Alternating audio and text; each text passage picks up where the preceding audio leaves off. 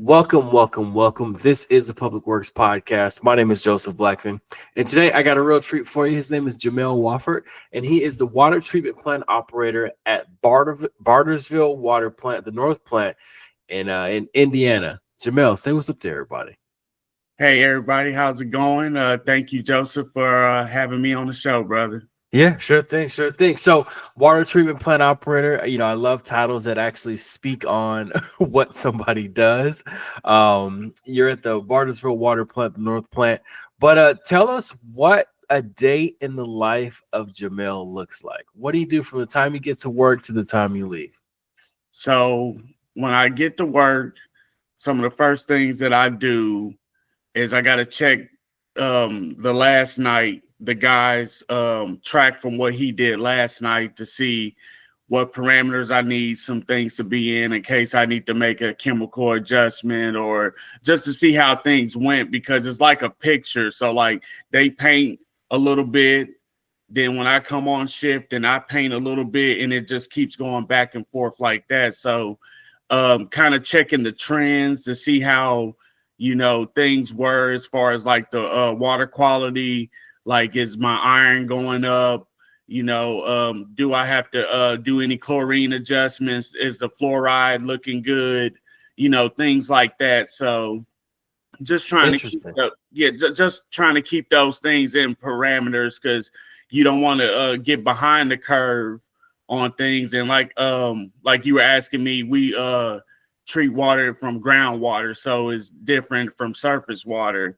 So explain that. So groundwater, we draw water out of wells in the ground that's like 75 feet to 100 feet deep in the ground. I believe we have 6 wells that we run at the north where I'm at. So it's just different water quality for different wells. And we draw those out of the ground, and it's different minerals and things like that. Hardness, you got hardness in groundwater. You don't have that in surface water. You have more like algae blooms and things like that in surface water. They pull out of a river or a lake. We don't do that. So it's kind of different parameters for different types of water. So Answer this for me. So, like, you're familiar with groundwater. That's kind of what you do now. Let's say I put you on a surface water plant. Like, where would Jamel have to go mentally or thought process wise to be able to adjust to surface water?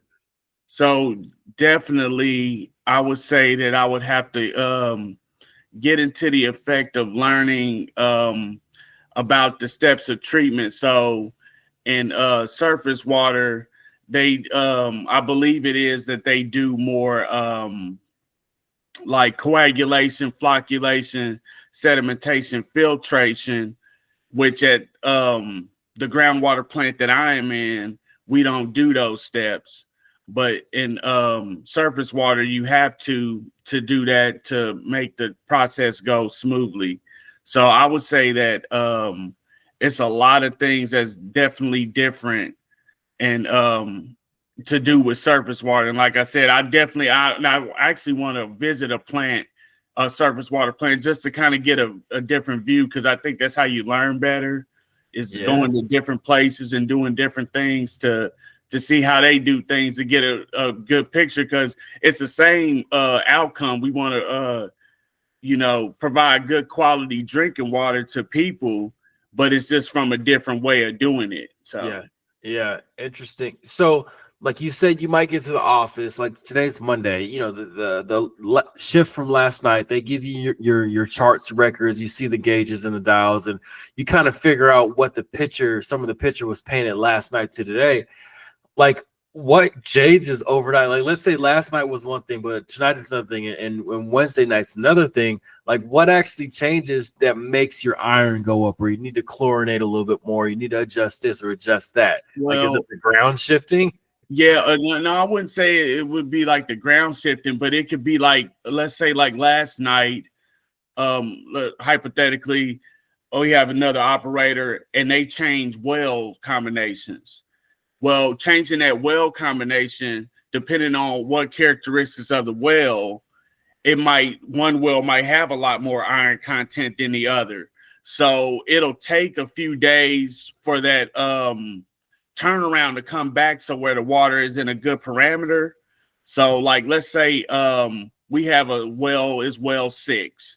Well 6 is very high in iron content. So let's say that he's running 4 and 8, and well 8 takes a dive, and then you have to turn on 6. Well, when 6 gets turned on, that water is going to come into the plant. It's got a lot of iron. It's got some like turbidity, some dirtiness to it, and it's going to elevate those levels. And when it does, it takes a few days for that turnaround to come back, because we have to add the caustic soda or sodium hydroxide and all that stuff to make the hardness come down, and then do the chlorine adjustments and, you know, all that to get it into a right parameter. So it's just kind of like it heightens up at first, and then you got to get it smoothed out.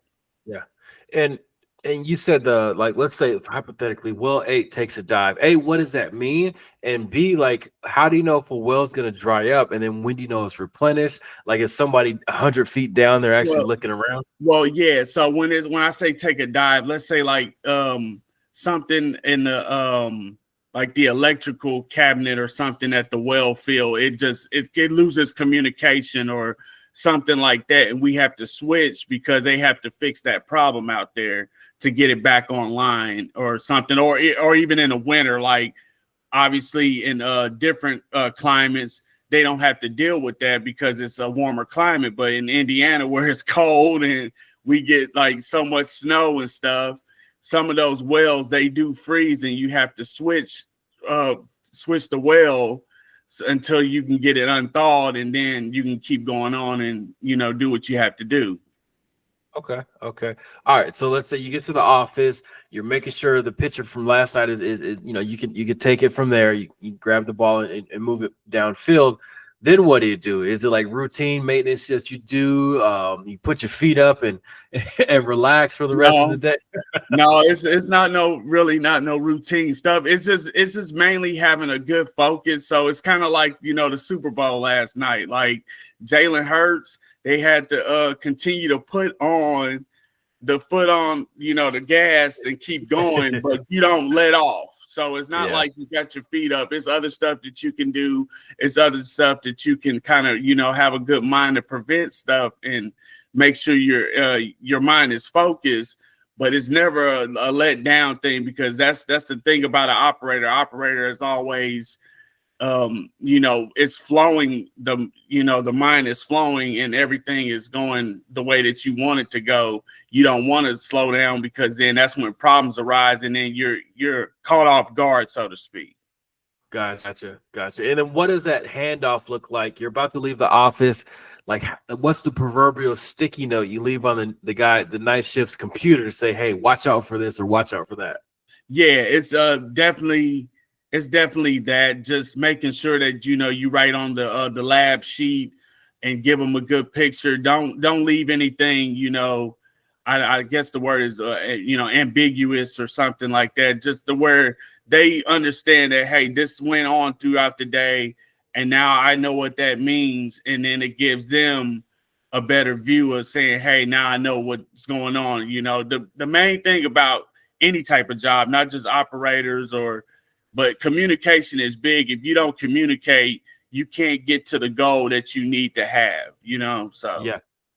And in my past, I've worked in jobs where there is a day shift and the night shift comes, and sometimes it could be like 2 shifts passing in the night. yes. And it was always cool when like the managerial staff got all of us together so we can sit down, you know, more than 5 minutes, you know, more than sometimes an hour or two, and just talk about like how we can help each other out. Are there ever times you can do that with the next shift?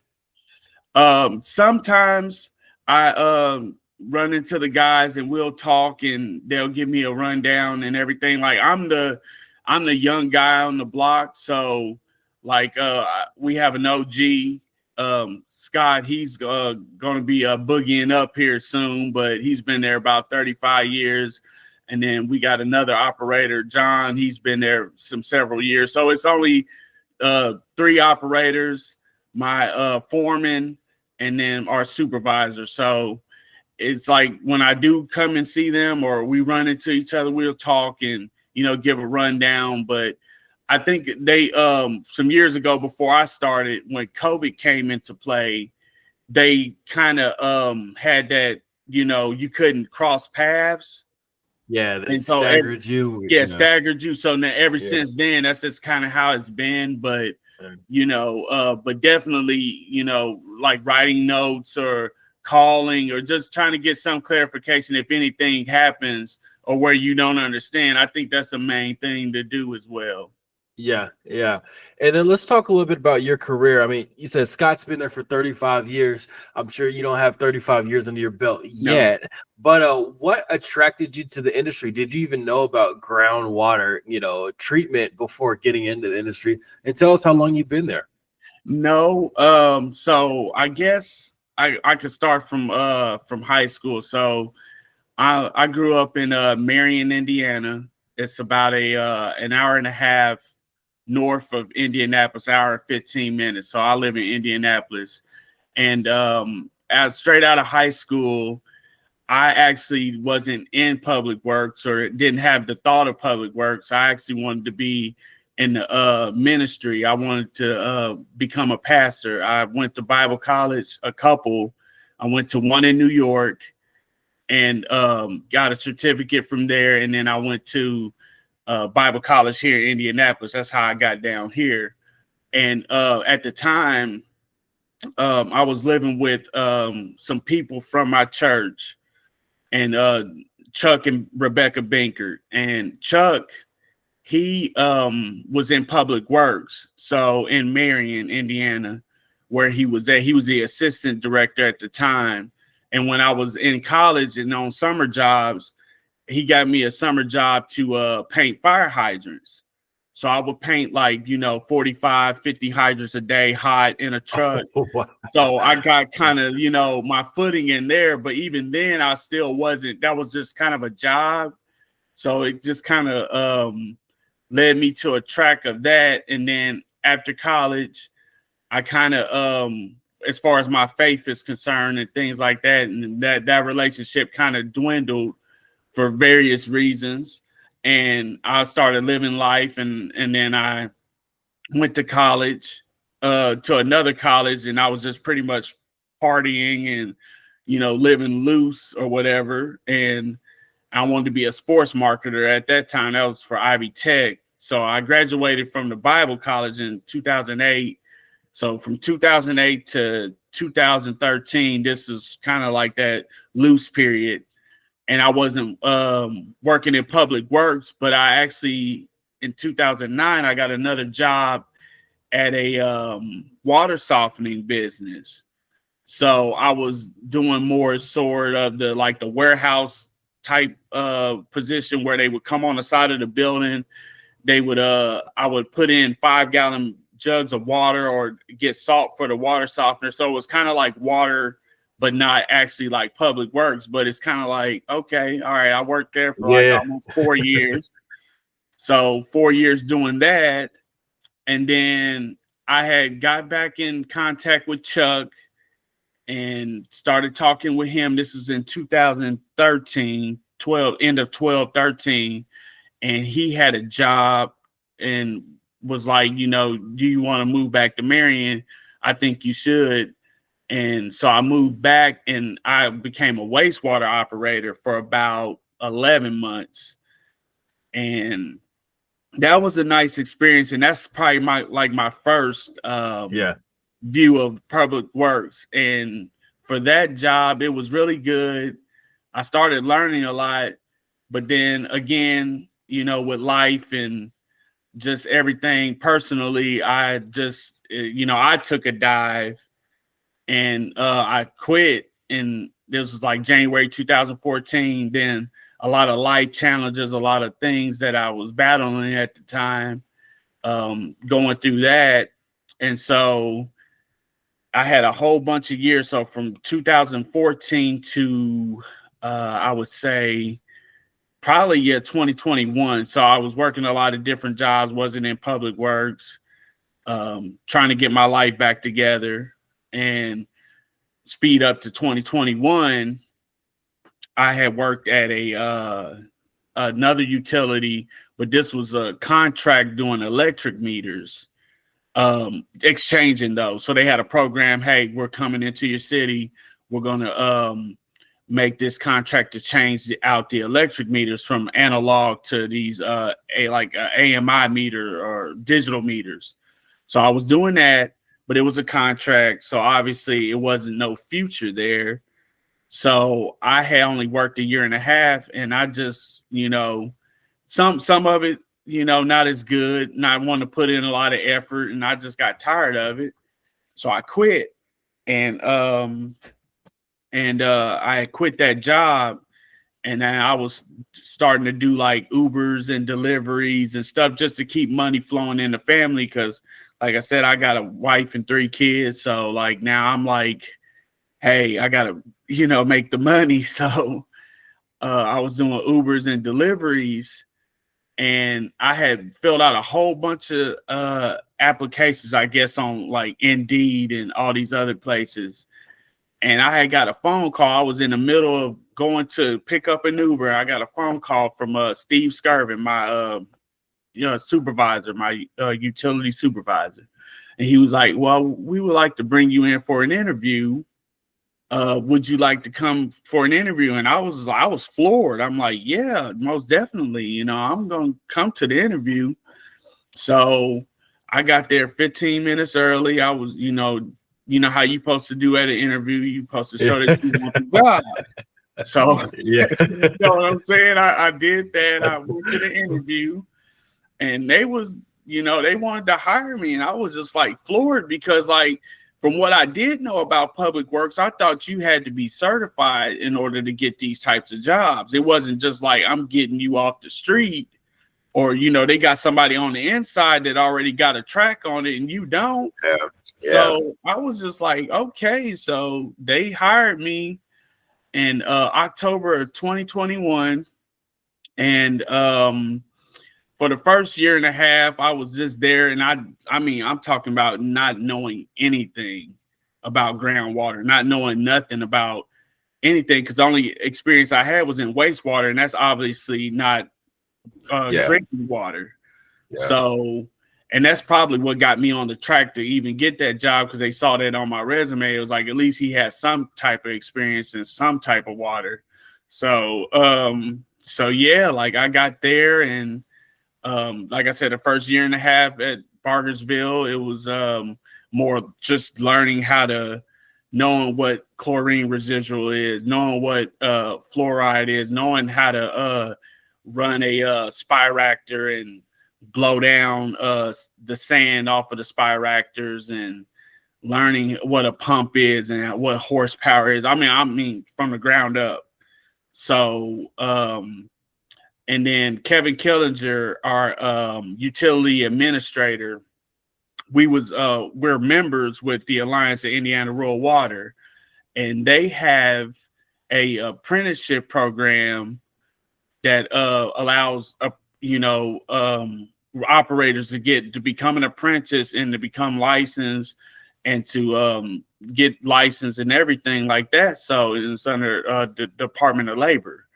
Yeah. And Kevin, he had got us into this program. It's me and 3 other guys. So it's 3 of us water guys and a wastewater guy from Bargersville that's currently in the program now. And so he put faith in us and invested in us and put us in the program. And I got in the program, and then pretty much, got licensed and everything. And so here I am. And wow. That's where I got to be where I am now. So yeah, I love it, man. I love the story. I mean, it's I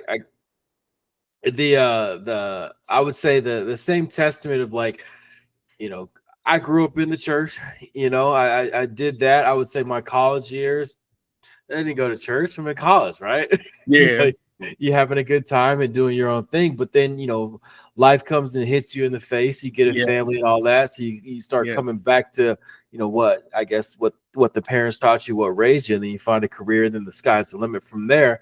But I appreciate you telling your story. I'm sure you'd be surprised how many more of us have stories similar to that, and Yeah, not us, just us, but like more people have stories like that. yeah, We kind of go through life, and we're not really taking stuff serious, and like again, I've had job to job to job until I found a yes, career, in an actual like a niche or a vertical that I could stay in and like kind of create my own space. So yeah, yeah, that's huge. We'll talk a little bit more about the alliance and the apprenticeship program and all that. But I'll ask you. So when you got hired on to the plant you're at now, you said that first year and a half, you're just learning everything. Like, what was that process like? Was it just you having to ask questions? Was it you bumping your head? Did they have you just shadow people? Did they have you reading documents and books and stuff? What was it like? yeah. It was more like you said, following the instructions of my foreman and my supervisor, and just like having to ask a lot of questions and then just have them teach you, because it's just like anything. It's like you just got to grow, you know what I mean? And it does just start like from, you're a superstar, you got to learn those things. And like I said, I don't have like any kind of plumber's background. I don't have a maintenance background. So it's just like, if they say, go get this schedule 80, I was like, what's a schedule 80? You know what I'm saying? Like, or, go get this or that. And, even still to this day, like some of that stuff, like I still would have to clarify those things, but it's just learning that and trying to figure all those things out and Yeah. make sure that I'm learning all of that. But that's kind of how it was, you know what I'm saying? Just a lot of learning, just being able to be open, Yeah. And it's interesting you said before that like when you went to you thought that one would have to have a certificate or some type of accreditation to be able to get a job like that. You're like, I'm just driving an Uber and they calling me for an interview. I didn't thought would have to have a certificate or something. Yeah. What do you say to those out there who think the same way of like, I could never get in the wastewater career or the water career because I don't have the certificate? Like, what do you say to them? I would say to them that you still apply, because like I said, I applied to a whole bunch of jobs, and then you just never know when that door is going to come open or when they're going to come knocking for you. You know what I'm saying? And they saw something in me to want to make me be there and be a part of what they had going on. So like, just don't give up, man. Like it's a lot of different jobs, and it's just for what they need. And at that time, that's what they needed. You know what I'm saying? So I would say just don't ever sell yourself short Oh, for that. You know what yeah. I'm saying? So Yeah. and a lot of these places, now that I'm certified and I'm in that, a lot of them have a an OTI operator and training type of program where they'll hire you off the street, and you know what I'm saying, and get you going. So Yeah, us in the industry, we know that there's a lack of talent. We know that yeah, there's, we need more people and more operators. But I would say the people on the outside, don't know that. They don't know that there's a demand for it and a supply issue. So what yes. would you say, like for what you do now, if we're talking skill sets, somebody were to ask you, Jamel, what's the main skill set they should pick up to be successful at what you do today? What's that skill set? Yes, definitely an ability to learn is one. Just humility, you know what I'm saying? And like I said, just to kind of go back to those jobs where you said, you live in life and life hits you and all that stuff, and you go a different way. Sometimes, we can come to a job and we, want to point and say, well, I'm not going to do this because this, or I don't feel like doing that because of that. Especially like when you're in operations, you can't do that. You know what I'm saying? You have to have a spirit about you that's going to be attractive to the other people, to be like, hey man, this dude, he really want to learn. He really want to be here. He really wants to put in the work. And I would say that those things are very, very good, especially the ability to learn. Because like I said, our OG, he's been there 35 years, and it's still a lot of things that, you know what I'm saying, that he can get stumped on. And everybody can always learn something, no matter how old Yeah. you are, how long you've been there, or who you think you are. You know what I'm Yeah. saying? So Yeah. Yeah. Good stuff. All right. It's story time. I need a story from Jamel. When something went wrong under your watch, what you did to fix it, and then what lessons you learned from it to apply to your future career. Okay, so it's more it kind of went wrong, but it's definitely something that I had to learn. So obviously in water treatment, wastewater, all of that, we use SCADA as the way we operate things and how we get things done. So our SCADA system at one time, it was like, I guess, glitching or sticking to where, like, if you turned off a pump, you kind of had to make sure you waited to make sure that it turned off because it could switch back on you. And one time I was operating, it was the end of the day. I was going through my prompts to make sure everything was good. So I turned off the wells and turned off my chemicals and all of that to make sure everything was done and everything. And it was good to go. So I had did that. I had left, and my foreman called me and was like, Jamel, we don't think this happened because, John came in and, the ground storage was running over and just water going out and all this, this and that. And I'm just like, no, I'm sure I did it. I'm sure this is what happened. And like my foreman, like he's good. He's a good dude, man. But like it's one of those times where in life they gotta ask you what's real. Like, okay, did you verify this? This is what happened. Like, this is not playing games. So and I told him, I'm like, yeah, this is what I did and everything. But he was like, I don't think that you verified it because you got to make sure of this. And I was just like, okay. So, but it did give me some reprieve because it also happened to the other operator as well. So it wasn't like it was just on me, but but it was good to just learn that and to just take that all in and just be like, it's all about verifying stuff.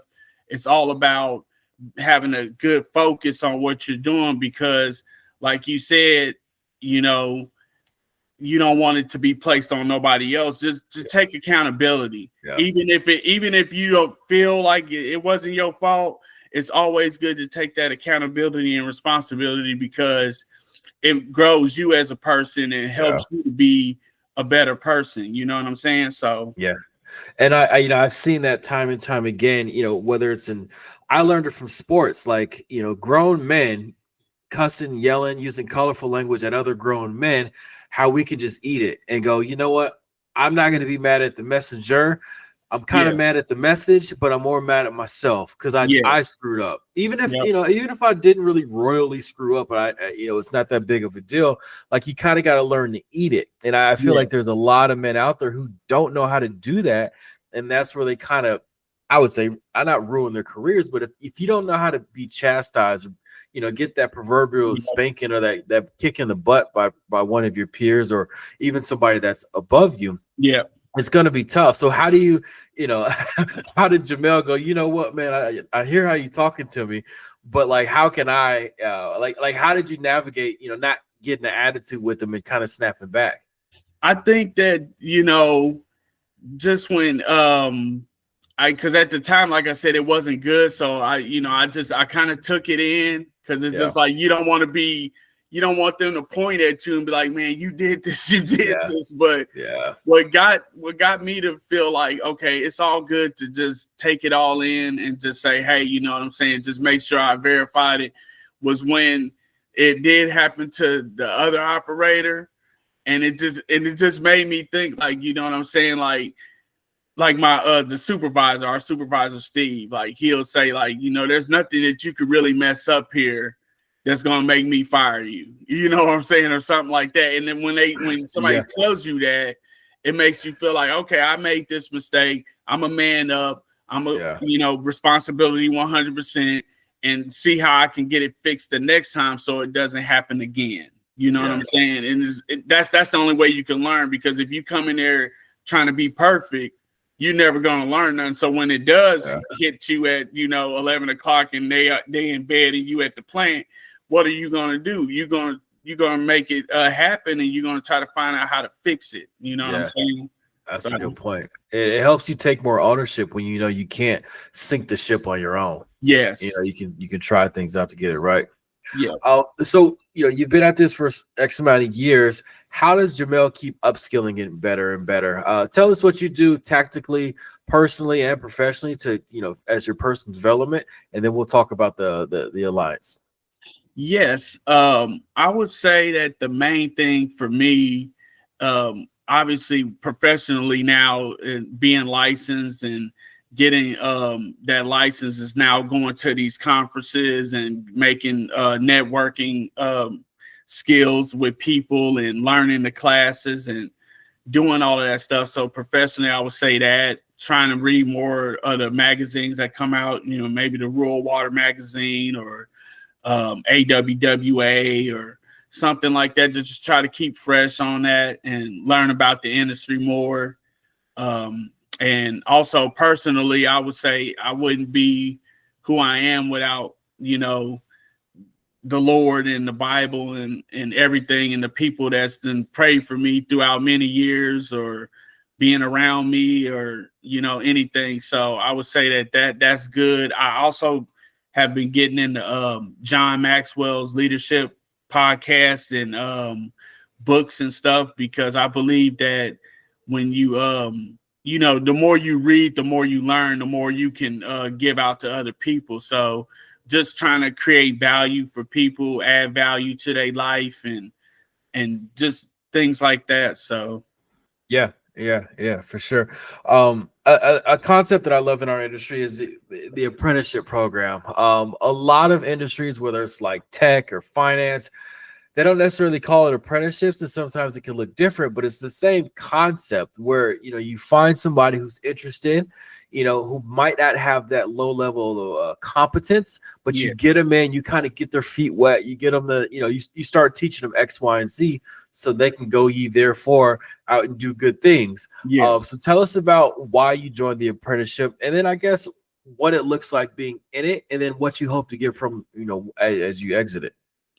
Okay, so how did I get into the apprenticeship? So, like I said, Kevin Killinger, our utility administrator, he had came to us, me and another operator, and was like, "Do you want to be in the program?" And I was like, "Yes," because at first, when I was trying to get my license, I was just studying on my own and doing those things, and it's kind of hard to navigate on your own. Sometimes when you don't quite know the pathway that you want to go, because to get those certifications they're not a walk in the park. I'm not saying that they're super hard, but they're not easy. So studying on my own, doing all of that. And so Kevin got in contact with Kelly Gardner from the Alliance. She's the apprenticeship coordinator, and she came to the plant. She gave us the spiel about, what's it going to take, what's the parameters, how we can get the, funding and everything to get into the program. And I was like, it was kind of like, this is a great opportunity, but it's kind of like heavy, because it's just like, okay, well, what if you get into this program, you don't pass the exam? Like, how does that work, and all of that. So I got into it. And I believe it was July 2023. I'm about to be graduating soon, here in the next few months. So me and a couple others, like I said, is me, two other water guys, and then a wastewater guy. We're in the program, and so I would say to navigate to get into the program, like you do 9 weeks of classes each semester. So from like July to December, there's 9 classes. Then from January to June, there's 9 classes, and it does this for 2 years. And then the parameters to get to be graduated is you have to have 4,000 on the job hours. You have to have 288 technical class hours, and then you have to pass the exam. Once you do all those things, you'll be able to be graduated, and you'll have a Department of Labor certificate stating that you are now a graduated apprentice, and now you're a journeyman. And so that's how that works for the apprenticeship. And I'm trying to think of something else, but I could kind of escape from me. So answer this. You said it's different than studying on your own. Is there a lot of homework in these apprenticeships? Like, yes. How many hours outside of work, outside of the actual sitting in the apprenticeship class, are you putting into it? Yes. So that's where when you ask me that question about a skill set, that's where a skill set will have to come in, because it's kind of like they'll set the table for you, but you got to come and eat. Yeah. So you know what I'm saying? So it's like, Mr. Papey, my teacher, Donald Papey, he goes through the classwork. We'll have different assignments or book work or a quiz that week and everything. But after that class is over, you got another 2 weeks before that class comes back. So you're going to have to get out there. You're going to have to look at some, a podcast, or you're going to have to look at a video. You're going to have to get into some books, write some notes, do some flashcards, and you're going to have to really put in that work. You know what I'm saying? Because some people, they are blessed to be, what you want to call it? I'm trying to think of the word, like remembering things very good. But some people don't.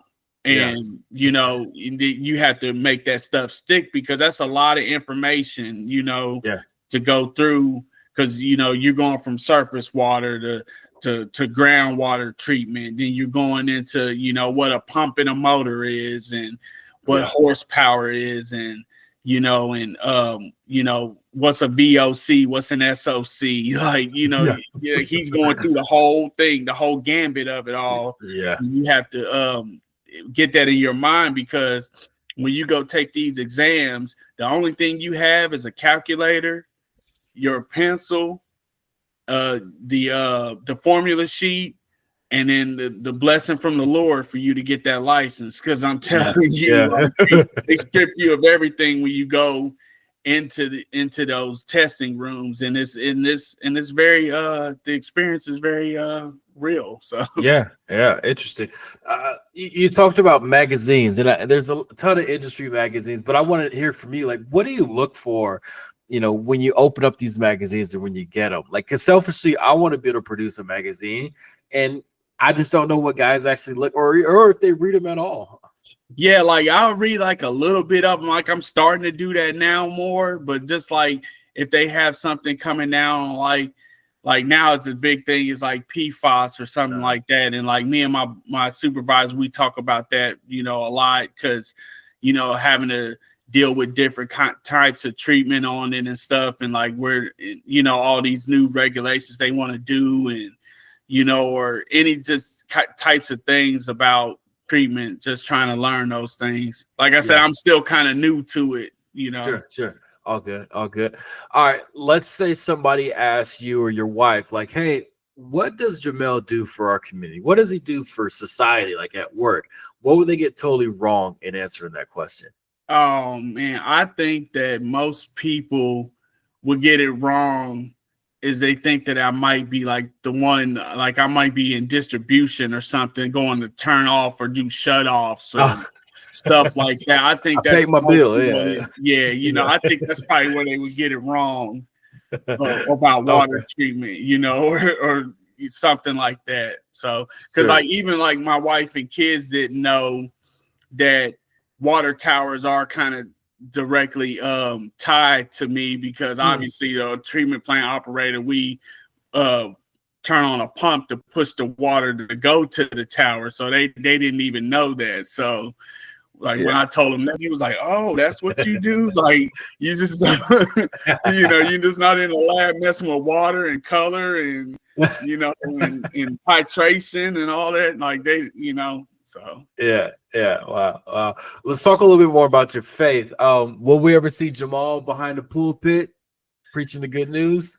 Man, I just think that wherever God places you, that is your pulpit. You know what I'm saying? And the main thing is that, right now being at the plant and everything is to do the best job that I can do, because obviously, it says, I think in the book of Colossians, I think chapter 3, it says, whatever you do, work heartily to the Lord, as to the Lord. So, obviously I do have bosses and I do have leaders that's there, but my number one is him. So, you know what I'm saying? So when I'm doing a test, I do it to the, with integrity, whatever I do at the job, I'm supposed to do unto him, so I believe that's the main thing. But who knows what the Lord got in store. I just say every day I just follow him and, have that word get in me, and then he'll direct me. Because obviously, not obviously, but you didn't know that, but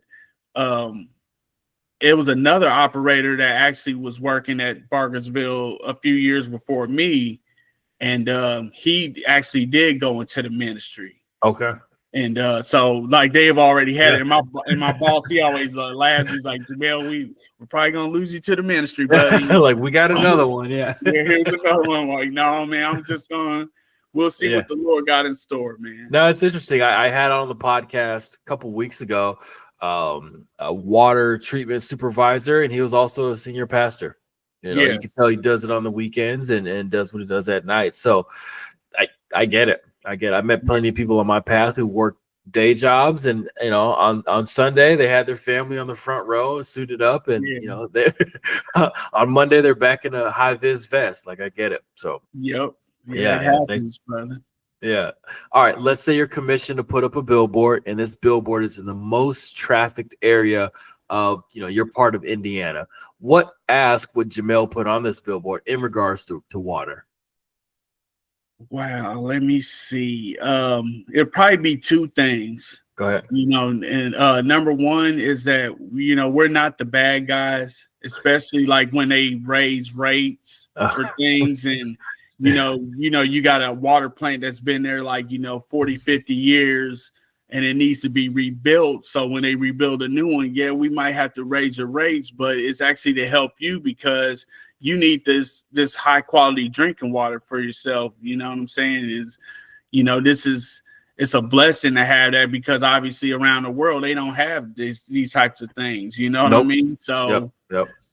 That we're not the bad guys when those things happen. And I would say just, because obviously being an operator, they say it's kind of thankless to a degree, because a lot of people don't see us. That's where we have to get out there and show them who we are. Yeah. But it would just, like when you're on Thanksgiving or Christmas, or, you have a holiday and there's a main break, and, you got the distribution guys out there working, but then you got a guy like me at the plant, and I got to keep, pressure for them so they can have the leak fixed. You know what I'm saying? And like they don't know that. They just want, like, when is our water coming back on? So just for them to, to just be thankful, that's what they can do for us, man. Okay. All right. I always like to leave a space on the show for you to thank mentors that you had along your journey. And then also, I want you to give a word of inspiration and motivation to your fellow, let's say, groundwater treatment operators across the country. Yes. I would say that I want to thank several people. I want to thank Chuck Binkard for allowing me to cross paths with him in life, and then, hiring me at the wastewater plant at that time, and giving me that job when I was the summer job painting the hydrants, and just getting into that kind of thing. Because who would have never known, if I'd have never met him, I probably wouldn't be in public works. Thank Kevin Kellinger, my utility administrator, Steve Skirvin, my supervisor. Thank Kelly Gardner at the Alliance, most definitely, for her and Kevin to come together to make that investment for us to be in the apprenticeship. And I would say that for inspiration, is to be a river and not a reservoir, and I got that from John Maxwell's book. I think as an operator, we can become very, very self-focused instead of giving out information. So like, I don't want to be the person that kind of gets my license and kind of just keep stuff to myself, because I want to do what somebody did for me. You know what I mean? So like giving them information so that they can get licensed, so that they can share, I guess what you want to call it, the good news of the operators to the world, so that they can become one. Because if you don't know how it works, if nobody tells you, how are you going to know? So and I think that I do actually want to become a mentor and for the Alliance, because like how my supervisor was my mentor for me to get a license. So then I can be a mentor to somebody else coming up, then they can get theirs. Sure. Okay. I like it. All right. Well, Jamel, thank you for hopping on the show. Last but not least is Let's Say I'm Coming. What are you in Indiana? Where's the Yes, I'm in Indianapolis, and Bargersville is like 30 minutes from me. So, let's do Bargersville though. Let's do Bargersville. So let's say I'm coming to Bargersville. I text you ahead of time. I say, Jamel, where can I go to get the best burger in Bargersville? I haven't went to this place, but it's actually probably a brewery. So that's probably where they have a lot of good burgers at, man. It's breweries. I don't drink it, but Taxman Brewing Company probably has a good burger. Taxman Brewing. Taxman Brewery. Yeah. Okay. All right. Well, Jamel, thank you for hopping on the podcast today. Thank you for sharing your wealth of information and knowledge with us. To all the listeners out there, make sure you share this with somebody who you think needs to hear it. Jamel, any final words before we get out of here? Just, thank you for having me on the show, man. And I'll just continue to, work hard and do the best that I can for everybody around me. So appreciate it. Good stuff. Jamel, thank you for hopping on the podcast. This has been another edition of the Public Works Podcast. Talk to you soon. Yep.